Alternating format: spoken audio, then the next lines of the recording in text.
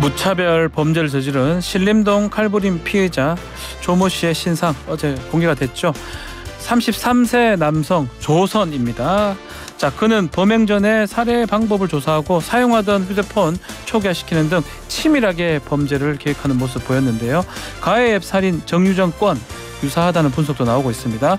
사이코패스 여부 결과도 곧 나올 것으로 보입니다. 신림동 칼부림 사건, 이를 둘러싼 모방범죄 사건까지 자세히 다뤄보겠습니다. 배상훈 프로파일러 연결돼 있습니다. 나와 계십니까, 교수님? 네, 안녕하세요, 변호사님. 네, 안녕하십니까. 자, 지난주 금요일에 발생한 신림동 칼부림 사건, 범행 동기가 또래에 대한 열등감이었다라는 점에서 더 큰 충격을 주고 있는데 또 신상 공개가 됐습니다, 어제. 자, 어떻게 보고 계십니까?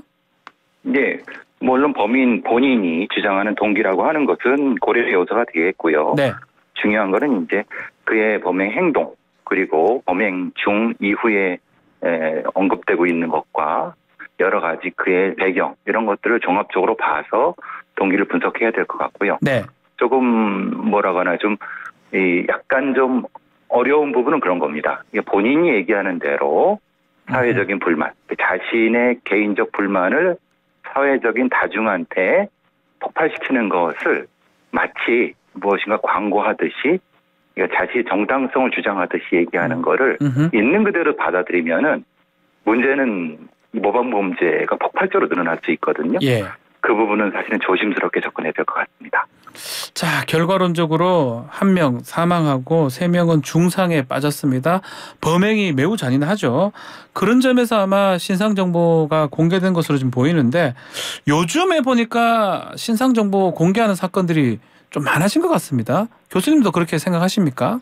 뭐 예전에 비해서는 네. 좀 늘어나고 있는 것 같은데 저는 사실은 좀 불만은 신상 공개를 예. 할 것 같으면 훨씬 더 많이 하거나 더 해야 된다 이렇게 보십니까? 아니면 더 확실히 하거나 아하. 아니면 머그샷이라든가 예. 아니면은 뭐 이런 부분을 하거나 지금은 좀 중간 형태입니다. 아하. 그러니까 하려면 확실히 하라. 예. 지금의 모습도 아니고 그러면 이제 지금 기준도 예. 지방청마다 다 서로 다르고 네. 그래서 아마 시민분들이 좀 걱정하시는 것 같습니다. 어쨌든 늘어난 건 맞는 것 같습니다. 자, 또래에 대한 분노, 또 과잉살상 이렇게 분석이 되고 있는데 정유정 사건하고 데칼코마니다 이런 말도 나옵니다. 교수님이 보시기에도 이 유사한 점이 좀 많다고 보는 겁니까? 사실은 뭐 저는 정유정 사건보다는 네. 부산 돌려차기 사건의 아하. 그 범위랑이 더 가깝고 아하. 정유정은 조금 그것과는 좀 반대가 아닐까 싶습니다. 예. 왜냐하면 부산 돌려차기의 그 범인도 누적된 청소년기부터 누적된 범죄 경력을 축적돼 왔고 네. 거기에 따라서 아무 면식도 없는 여성을 공격한 거 아니겠습니까? 네. 지금 이 조 씨 같은 경우도 비슷한 경로를 밟죠. 다만 정유정은 좀 다른 거는 그런 범죄 경력을 겪은 건 아니고 네. 축적된 분노가 폭발적으로 나타났다는 측면에서 네. 두 가지가 유사점과 공통점, 차이점이 있는 것 같습니다. 세 사례가요. 자, 어쨌든 지금 범죄 행위 좀 따져봤을 때 사이코패스 성향이 좀 있다고 봐야 됩니까? 곧 결과는 나온다고 하긴 하던데요. 어제 진행을 했다고 합니다. 이게 이제 되게 좀 시간이 걸립니다. 예. 왜냐하면은 프로파일러 3명이 투입돼 갖고 예. 전검사, 본검사, 후검사까지 해서 검토까지 받아야 되기 때문에 했는데 뭐 솔직히 죄송한 말씀이지만 저는 사이코패스가 아니라고 봅니다. 솔직히 말하면은. 아니라고 보시군요. 예, 왜냐하면 우리가 분노 범죄자라든가 예.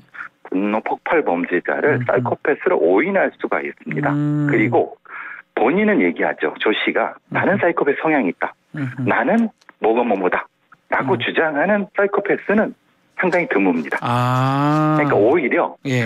사이코패스가 아니다라고 주장하는 사이코패스가 많은 거지. 아하. 그러니까 일종의 이건 뭐라는 관심종자라고 하죠. 어텐션 시커라고 하는 예. 범죄 공식 명칭인데 이건 뭐 속어가 아니라요. 예. 관심종자라고 하는 어텐션 시커 쪽에 가까운 분노 범죄자가 아닐까 싶습니다. 사이코패스라기보다는 뭔가 관심을 받기 위한 그런 어떤 범죄의 일환이다.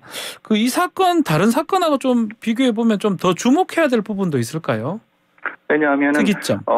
여러 가지 그 증거를 사전에 인멸한다든가 네. 그리고 범죄에 대한 사전에 연습을 한다든가 뭐 이런 것들이 다른 범죄에 비해서는 조금 더 준비 정도가 조금 계획 정도가 좀 높은 것 같습니다. 예. 그리고 범죄 경력이 이 범인이 많기 때문에 거기에 대응하는 본인이 언론이라든가 아니면 경찰 앞에서 무슨 얘기를 어떻게 해야 될지를 잘 알고 있는 것 같습니다. 본인이 그런 것들에 대해서 미리 준비가 돼 있고 잘 아는 것 같다 말씀하셨는데 그 부분이거든요. 스마트폰도 초기화를 했고 컴퓨터도 본인 쓰던 컴퓨터도 부쉈다고 그럽니다. 범행 전날에. 이렇다면 결국은 계획 범죄가 아닌가 이런 생각 들어요. 그렇죠. 이게 말하자면 불균등한 계획 범죄자 아니면은 약간 지연된 계획 범죄자 이렇게 표현하는 게 맞는 것 같은데요. 이런 범죄의 분노 범죄자는 완벽한 계획성이라기보다는 축적된 계획성 속에서 내가 어느 조건만 들었으면은 이 범죄를 할 거다라는 생각을 머릿속에 가지고 있다가 무엇인가가 딱 트리거가 되는, 그러니까 방아쇠가 당겨지는 그 시기에 폭발해 버리는 겁니다. 그러니까 계획성과 우발성이 동시에 존재할 수 있는 겁니다. 준비된 그래서 계획성이다. 그렇죠. 준비된 계획성인데 약간 그래서 상황에 맞지 않는 것들이 나타납니다. 어떤 거죠? 왜냐하면 예를 들면은 특정한 대상을 선정한다든가 아니면은 어떤 대상 앞에서 우물쭈물한다든가 그리고 칼을 2개를 훔쳤는데 하나는 뭐 흘리고 내려온 건지 생 건지 택시에 이런 형태가 약간 좀 어설픈 것 같은데 어떤 경우는 굉장히 치밀한 이런 불균등한 계획성이 나타납니다. 자, 그러면 이전에 전날의 살해 방법이라든지 급소라든지 이런 것들을 검색했다는 거, 그것도 지금 불균등한 뭐 계획 범죄하고 연관이 되는 겁니까? 네, 연관이 되는 거죠. 자신이 범행할 것은 완벽하게 준비를 했습니다. 어느 지점을 찔러야지 죽을 수 있거나 뭐 할 수 있는 건 하는데 어디로 도망가야 될지는 사실은 생각하지 못한 거죠. 그러니까 오히려 여성한테 반격당하고 넘어지고 어디로 가다가 그냥 앉아서 뭐 투덜투덜거리고 이런 현상이 나타나는 겁니다. 만약에 완벽한 계획이라고 했다고 하면은 어떻게 찌르고 어떻게 도망가고 어떻게 피할 거를 다 계획을 했겠죠. 다 준비를 할 건데 그것까지는 준비를 못했다는 거예요. 그래서 불균등한 계획성이라고 합니다. 불균등한 계획성. 또 좀 전에 말씀하셨지만 과거 얘기를 했습니다. 행적을 보니까 조선 13년 전에도 신림동 술집에서 일면식 없는 사람 폭행해서 처벌받은 사실이 있던데 이런 게 또 범죄에 반영이 됐다고 봐야 될 수 있나요? 그렇죠. 충분히 이건 범죄 경력이 쌓이게 되면은 본인이 가장 이익이 되고 유리한 방향의 범행 행위를 선택하기 마련입니다. 그러면 이 범인은 신림동의 어느 지역이 상당히 유리하고 해봤으니까 그런 겁니다. 그러니까 지금 신림동 지역에서 많은 분들이 두려워하시는데 사실은 그 두려움도 이해를 하는데 그것은 이 범인이 어렸을 때 20대 때 그런 경험이 있기 때문에 거기서 벌어지는 것이 신림동이기 때문에 그런 건 아닙니다. 그런 경험이 있었기 때문에 신림동이나 신림역에 가서 그런 행동을 했을 것이다. 그렇죠. 자, 그렇다면 지금 말씀대로라면 과거 행적들로 보면 예상할 수 있는 범죄 아닌가 또 싶기도 해요. 근데 무차별도 범죄이기도 하고 이런 범죄 어떻게 예방해야 됩니까? 충분히 막을 수 있었죠. 왜냐하면은 그러니까 우리가 재범 관리 프로그램이나 보호 관찰관이라든가 이런 부분에서 출소할 때 기본적으로 어떻게 이 사람을 재범을 관리할 것인가에 대한 프로그램을 가지고 나와야 되는데 지금 형태는 소년범, 누범부터 시작하는 지금 이 성인 범죄를 합산하지 않는 거죠. 사실은 이 사람은 합산하면 17범이 넘는 거 아닙니까? 17범이요. 근데 성인은 3범밖에 안 되죠. 다 소년 때 일어났던 범죄들이니까요. 그렇죠. 근데 이제 문제는 그럼 성인 때 3범만 카운트하는 거죠.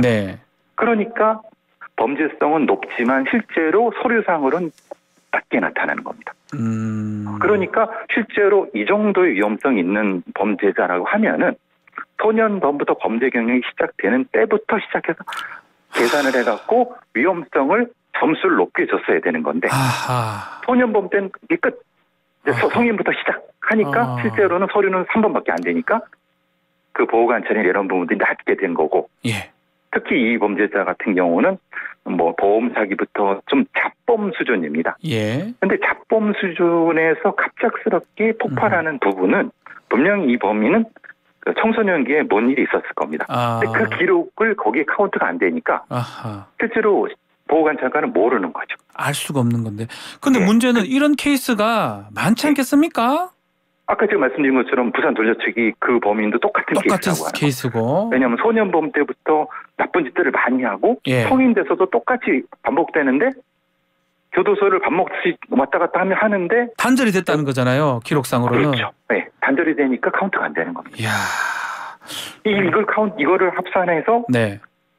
위험한 범죄 재범의 가능성. 예. 가능성을 높여갖고 관리를 해야 되는데 아시다시피 보호관찰관이 한 명당 200명 이상을 관리하고 있거든요. 예. 그 부분이 너무 안타깝습니다. 그러니까 보호관찰관들이 신경을 쓰고 싶어도 네.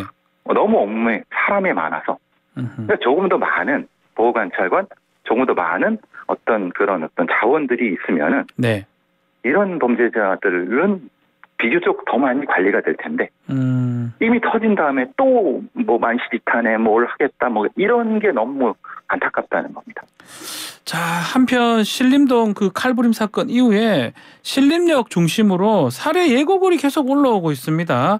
예. 결국 그 피의자, 글 올린 피의자 구속영장 신청이 되긴 했지만 뭔가 지금 모방 범죄 유행으로 번지는 거 아니냐 이런 우려도 있는 것 같습니다. 근데 모방 범죄 플러스 아마 젠더 갈등과 연결되는 것 같습니다. 아, 젠더 부분. 네. 네, 왜냐하면 이게 사실은 이거를 이렇게 이용해 먹고자 하는 네. 특정한 집단들이 있는 것 같습니다. 말하자면 왜 남자만 죽었어? 그러니까 뭐 여자 몇을 더 그렇지 이런 식의 논리적 말도 안 되는 논리를 가지고 접근하는데 네. 이 범인은 그것 때문에 죽인 게 아니라 자신의 분노를 표출하는 대상으로 삼은 거지 젠더 갈등은 아무런 관련 없는데 네. 그게 사이버상에서 막 폭발하다 보니까 이런 것들이 서로 막 퍼나르고 뭐 이런 형태가 모방이 되는 것 같습니다. 그러니까 특정한 요소가 하나 더 들어가니까 더 폭발적인 것 같습니다. 아, 특정한 요소. 신림, 여성, 타깃, 살인 이런 게 젠더 갈등하고도 연관성이 있다고 보시는 거군요. 아니요. 없는데 있기를 바라는 사람들이 있는 거죠. 있기를 바라는 사람들이 있기를 바라고 막 포원하고 그렇게 해서 이득을 얻고 뭐 조회수를 얻고 뭐 하는 그런 집단들이 있는 것 같습니다. 그들이 계속 그런 그 살인 예고 이런 것들을 올리고 빠지고 치고 빠지는 걸 계속하는 것 같아요. 그럼 실제로 이게 무차별 범죄에서 젠더 갈등 부분도 이게 뭐 있는 겁니까? 아니면 그게 없죠. 분석되는 게 있습니까? 전혀 없습니다. 전혀 없는데 예. 전혀 없는데 그걸 그렇게 보고 싶은 사람들이 있을 뿐입니다. 그걸 그렇게 또 말하자면 일부 언론들이 그걸 그렇게 써주니까 네. 덩달아 더 막 폭발력이 생기는 거죠. 절대 그렇게 보면 안 되거든요. 그러면 이건 옛날에 그 몇 년 전에 강남역 살인 사건처럼 그렇죠. 예. 사회적 파장이 엄청 클 수가 있습니다. 근데 이거는 그런 사건이 아닙니다. 그런 사건이 전혀 아니고 그냥 젠더가 아무 관계없는 그런 다른 류의 범죄인데 강력 범죄인데 그렇게 볼 이유는 없다라고 말씀하시는 거네요. 알겠습니다. 자, 지금 무차별 범죄 얘기를 했습니다. 예전에는 이렇게 좀 묻지마 이렇게 범죄라고 표현을 많이 했는데 무차별 범죄라고 표현한 게 맞는 것 같은데 무차별적으로 뭐 동기 없이 아니면 일면식도 없는 사람한테 범죄를 저지르는 그런 무차별 범죄가 최근 5년 사이에 270건으로 늘어날 만큼 사회적 문제가 되고 있는데 이 대응책이라든지 어떤 장치가 필요할지 말씀 부탁드리겠습니다. 사실 근데 무차별 무동기라고 하는 것은 무동기. 그렇게 표현하면 안 되거든요. 그러니까 경찰청에서도 다른 걸 찾지 못해서 그런 얘기가 되고 있는 거라서 그렇습니까? 예. 정확히 무슨 동기인지를 분석해야 되는 거거든요. 국가가. 끝까지 분석을 해야 된다. 예. 그리고 지금 말씀처럼 이런 종류의 범죄자들은 사실 크게 많지 않습니다. 기껏해야 한 300명 안쪽입니다. 네. 그러면 국가가 충분히 관리할 수가 있거든요. 그러니까 각 사례마다 그 전담을 붙여갖고 그래서 경찰청에도 작년에 그렇게 하려고 했었는데 네. 말만 하고 지금 안 하고 있거든요. 그 말하자면은 우리가 지금 이게 굉장히 크고 사람이 많다고 생각하지만 그런 범죄 용료들은 기껏해 한 300명 안쪽이거든요. 근데 그 사람들이 굉장히 잔혹한 범죄를 저질러 갖고 사회적 파장이 큰 거거든요. 네. 그러니까 충분히 관리할 수 있음에도 불구하고 안 하고 있는 게 문제라는 겁니다. 관리를 했었어야 되는데 국가가. 예. 그렇죠. 그것이 경찰이 하든 음흠. 법무부 범죄예방국의 보호관찰관들이 하든. 음흠. 근데 지금은 이들은 경찰 소속 경찰이 관할도 아니고 법무부도 관할 떠나기 하고 있거든요. 네. 그러니까 이 사람들은 거기 속에서 이렇게 범행을 저지르고 다니는 겁니다.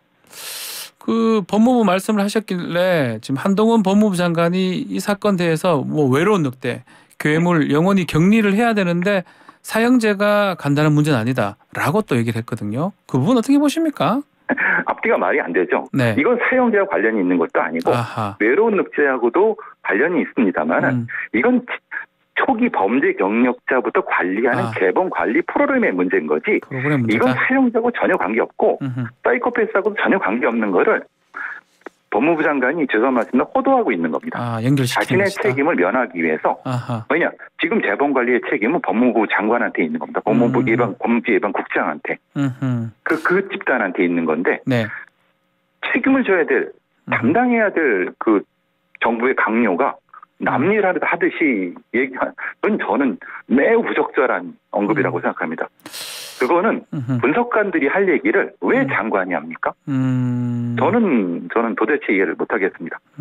대안을 내놔야죠. 정책적 대안을 내놔야죠. 대안이 오히려 필요할 것이다. 그렇게 말씀 주셨네요.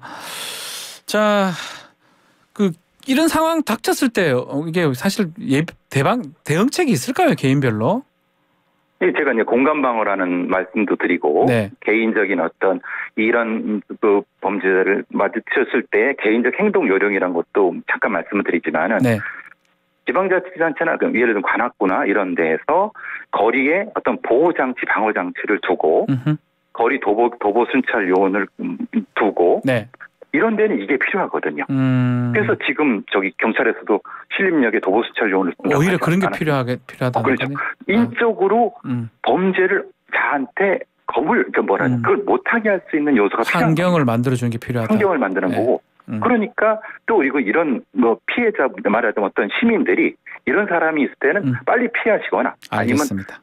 아니면 전봇대 같은 데 숨으시거나 이럴 수 있는 개인 수칙도 꼭 알아주셨으면 좋겠습니다.